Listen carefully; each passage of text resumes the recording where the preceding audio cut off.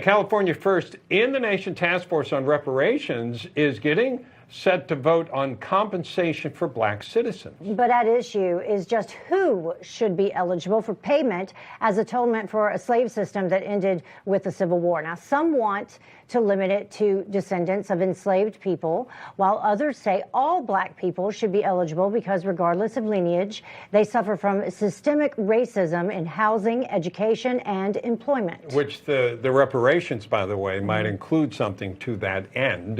Joining us now to discuss is the host of the Just Listen to Yourself podcast, Kira Davis.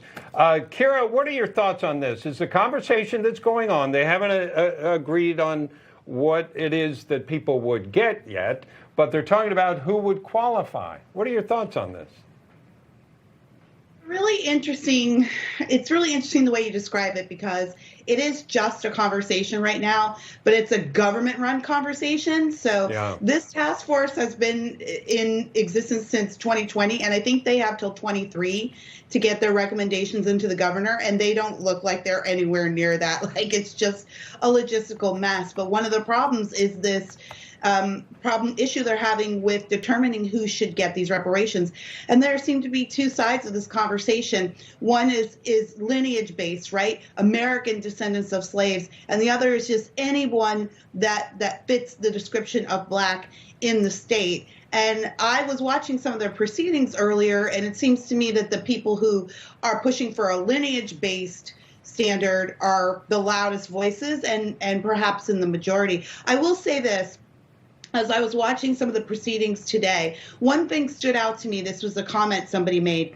They said, you know, there's a difference between reparations and a black agenda. And a black agenda is political, and reparations probably needs to be more thought about more in terms of righting a wrong or justification, and that black Americans are doing themselves a disservice by hooking the two together.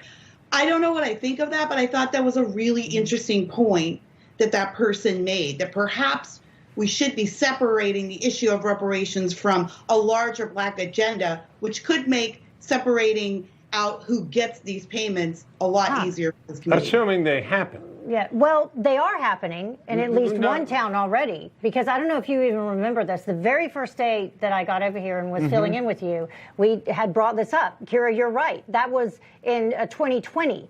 They were talking about this in California, and it was something that was being discussed in Asheville, North Carolina, where it was passed. They're not giving direct payments. Instead, they're funding, you know, home ownership opportunities and business opportunities within black communities in Asheville, North Carolina. But you're in California, and this is this is like statewide, right? Yes, this would be. Now, by the way, we're having this conversation as if we're agreeing that reparations are a good idea. I don't know if we're starting with that idea, and it's just who should qualify. But what's the pushback on it? Because there are a lot of people that say, well, wait a minute, I may be white. I didn't have slaves. I don't even know if anybody in my family ever did. Why am I paying as a taxpayer for these kinds of things? It's really interesting. Again, the pushback I've seen on this has not really come from white Californians. It's come from black people who are discussing the issue with each other, and they seem really divided over who should get this. And I think part of the issue is, you guys, is that this is not a law. This is nowhere near becoming law yet. This is just a committee to discuss, but they do discuss this knowing that they are probably going to set a standard for a national discussion on the issue. And I think this is more California just wanting to get out in front of something controversial. Right? But like I said, we started talking about this in California 2 years ago. And so we're still having the conversation. Kira Davis, thank you very much for joining us. Thank you.